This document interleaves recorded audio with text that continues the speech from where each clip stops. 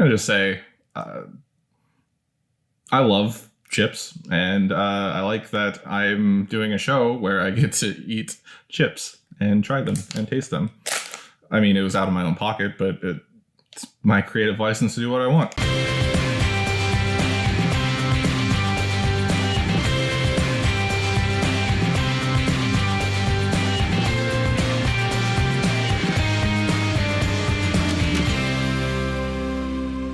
Welcome back to Rewind with bschwitty, because the acorn drops directly down. Today, we're doing a 3-part episode where we determine the best flavor of wine chips. So I purchased the Father's Day sampler package, which came with 10 different flavors, which you can see here. And in an elimination style tournament, we are going to determine which flavor is the best flavor of wine chips. So we could be done with them. They don't have to sponsor me. I don't have to be shady about a sponsorship deal. And I can give you my honest opinion about what each flavor tastes like. So for today's episode, we are going to do the preliminary round, which is where I'm going to taste all 10 of these chips and determine their seed ranking for tomorrow's episode, which will be our quarterfinal round, where 8 of these flavors will go head to head with their suggested wine pairing. It's going to be fun. You're not going to want to miss it. And then finally on Friday, we will do the semifinals and the final to determine the number 1 wine chip flavor out of these 10, which include the 4 original flavors that they offer on their website. I think it's 5 now. They're all cheese, but there's also some fun stuff in here like hamon and sweet coconut curry. Seriously, if you want to send me chips, I'm down. Just send them. I'll review them. Works like that. Okay, so we're going to eliminate 2 of the flavors today just based on taste alone. Let me list off all 10 flavors for you in order that we're going to taste them. Hawaiian red sea salt, jamon iberica de belato, that's the cured ham, one of the cured hams. It's basically like sliceable prosciutto. Asiago, Serrano cheddar, smoked Gouda, Manchego, blue cheese, which I was hard to place for me. I was going to put it at the very end, but I figured might as well just do it with the cheeses. Thai lemongrass, sweet coconut curry, and black lava jalapeno. Get ready. It is time for the wine chips flavor tournament. If I did something with that in post, congratulations to me. All right, let's get started. This is Hawaiian sea salt. Hawaiian red sea salt. Again, very wasteful packaging. You get the little cup thing, and then you get the bag inside. This is a sampler, so it's a 1 ounce bag. This is a chip with red Hawaiian sea salt. I'm going to enjoy it. If I remember correctly from my review of the smoked Gouda wine chips, they're a little thick, so I'm curious how that's going to reflect with such a light seasoning. But let's try it. It was pretty good. I enjoyed it. It's a thick chip, but the potatoiness is balanced out by the red Hawaiian sea salt, which is one of my personal favorite sea salts. Pink, red, black. I'm going to give it a 7, and we're just going to throw it on the counter behind me. And as we keep going, I'll just slide the seeds in, and we'll figure out where it goes from there. Next up is the jamon, which is... or some people mistakenly say jamon. Jamon, man. This is the flavor I'm most excited about because I love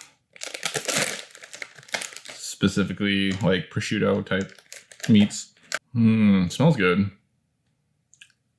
Yeah, that's the good stuff. Okay, here's the thing. It tasted almost cheesy. The powdered jamon seasoning. You got some smokiness going. You got a little bit of that pork quality going, but it weirdly got cheesy on the finish. I don't know if that's cross-contamination with how they do their other flavors, but it did remind me of that smoked Gouda. So for how it tastes compared to the actual thing, I would put it down towards a 6, but in terms of flavor, I really enjoyed it. I liked it better than the Hawaiian sea salt, but I'm a little biased because I like cured smoked meats. I'm going to give this an 8, and we're going to put this ahead of the sea salt. Next up, we got Asiago. What can I say about Asiago? Oh, wow. Opening that. Ooh, stinky feet cheese smell. Asiago is a nice lighter cheese. One of the harder ones. Yikes. It smells like Asiago, but Asiago, I guess, when concentrated, smells like feet. Let's go. All right, the Asiago wasn't my favorite. The chips all were a little overcooked, it looked like. A little browning going on. That kind of factored into the flavor. It tasted like a crisp of Parmesan that was a little too burned. Asiago, I guess, has some similar qualities. I'm going to put this below the Hawaiian sea salt. I'm going to still give it a 7 because it's a cheesy chip. If you like cheesy chips. Not a bad one. Now we're on to Serrano cheddar. Look at that. The Serrano cheddar is, for some reason, I was thinking it would be closer to a white cheddar. But no, this is definitely orange. Ooh, that smells like cheddar. Oh. Let's try it. Ooh. That does not. No, I'm going to give this a 3. A little smokiness on the finish. A little spicy. The Serrano definitely overtakes it, overpowers it a bit. I probably should have done this down with the spicy jalapeno, but you get that Serrano flavor, which is good. On a taste rating of what it tastes like, does it taste like what it is? Probably give this a 9 or a 10. But in personal flavor preference, it doesn't really translate to a chip that well, especially a potato chip. Maybe it would do better on like a Dorito. So that gets put at the bottom. Smoked Gouda. Now that I already reviewed this, you could go back and watch that episode where I beg Wine Chips to send me chips. Not pay me in any way, just send me chips, which I guess would be payment by ad standards. But this isn't an ad, not a sponsor. Never reached out. What up, Wine Chips? I said you were good, just I didn't know if you were worth spending that money every month. That might be why they didn't reach out. But I'm glad to be having the smoked Gouda again. If I remember correctly, I enjoyed it. Oh, yeah. That's nice. Just a little bit of smokiness. The Gouda kind of just melts with the potato chip in your mouth. Even though you still have the crunch there, the Gouda powder makes it feel all mac and cheesy. Flavor-wise, this is a 9. But personal flavor preference, I would also give it a 9. I'm glad I picked this one for the first one that I reviewed way back when. I'm going to put this above the Hawaiian sea salt and behind the hamon. Actually, no, this takes first seed. All right. Halfway through. Next up, we got a manchego, which is a cheese I've heard of, I've seen. I don't know how often I've had it by itself. I know I've had it on top of like a burger. Very light and white. Smells a little bit like the Asiago, but also with like a Munster quality to it. Here we are. Let's try it. That's back in the smoked Gouda realm, minus the smokiness, but it has that mac and cheesy creaminess that takes over after you get through the crunchiness of the potato chip. It's a good flavor. This is one of their standard 4, and I can see why. I'm going to also put this above the Hawaiian sea salt, but without that extra smokiness. It's just kind of tied with me for the second spot. I'm going to put it in the third spot just to keep things interesting. Overall, compared to what I know to be manchego, 9 or 10. It's on the dot. Overall, I'm going to give it an 8. All right, last of the cheeses is the blue cheese, which not my personal favorite cheese. If I had to eat a stinky cheese, I would prefer gorgonzola. But as I've gotten older, I've come to appreciate blue cheese in, say, hot wings dressing. Strangely enough, not as stinky as the manchego and the Asiago. Kind of just sits there on the nose.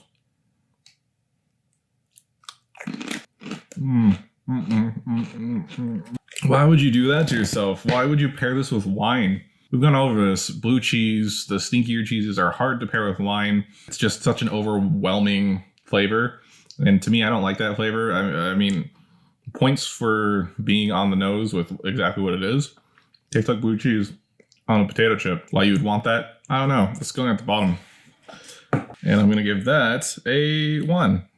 Personal flavor. Don't like blue cheese. If you like blue cheese and you like potato chips, and you like the idea of blue cheese on a potato chip, maybe that should go to the top of your bracket, but not mine. Coming down to the final three, this is Thai lemongrass. Now, I once, at my local Asian market, purchased Thai lemongrass thinking it was chives just because they didn't mark the package. And wow, that did not go well with my recipe. Or not chives, green onion. Wow, that smells like curry, not lemongrass. Okay, in the bag you get a little lemongrass, but it also has like a curry smell to it. Wow, I really enjoy that. It says Thai lemongrass.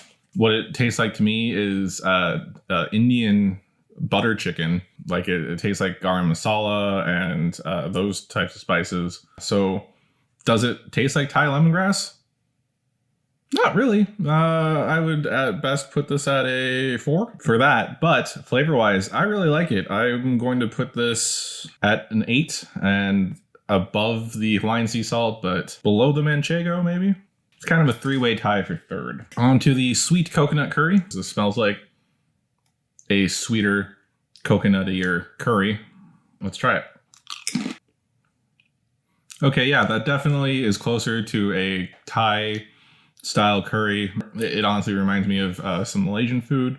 You could taste the coconut in there, but flavor-wise, it's not overwhelming. It tastes more like a potato chip than anything. So I'd give that, does it taste like it? 5, maybe 6 at best, 4 at worst.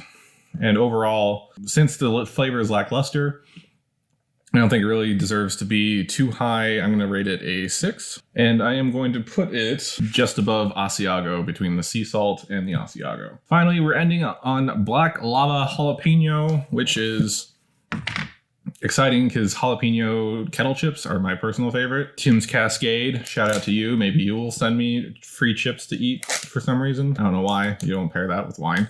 Future episode, I'll pair it with wine. I'm assuming the black lava is from the sea salt, not the jalapeno itself. It smells like a jalapeno chip. I'm looking forward to trying this. Let's go. All right, flavor-wise, kind of creeps up on you on the end. The heat starts rising. Ooh, wow, that's jalapeno-y. It gets spicy at the end there, which I think is going to be hard to pair with wine. These pairings do not look, other than the Gortz and the Riesling, might not be good. Personally, flavor-wise, I'm going to give it a, does it match what it is? Definitely. 8 or 9. Personally, flavor-wise for these chips, I was going to give it a low score, but once that jalapeno started creeping in on the back end, I might give it a 7, which puts it above the sweet coconut curry. And I think I would eat these more than the Hawaiian sea salt. So that's going to be where I place it, which means Serrano cheddar and blue cheese get the boot. Sorry, let's go. And that's our preliminary round. Here is the current standing. Smoked Gouda in the first place, Hamon in number 2, Manchego in 3, Thai lemongrass in 4, black lava jalapeno in 5, Hawaiian red sea salt in 6, sweet coconut curry in 7, and Asiago bringing up the end at number 8. Tune in Wednesday where we put these head to head with their wine pairings and see who moves on in the quarterfinals. Remember, you can find me here by going to youtube.com/rewindshow. And while you're here, hit the subscribe button, leave me a like, throw me a comment, and hit the bell icon to get notified when new episodes come out every Monday, Wednesday, and Friday. It'll be a great way to remind you to watch the next part in this series. It's Wine Chip Week here, not a sponsor. You can also find us over on Instagram on IGTV by going to @RewindShow. You can also find me on Twitter by going to @bschwitty. This has been Rewind. My name is bschwitty, and I'll see you Wednesday for more wine chips.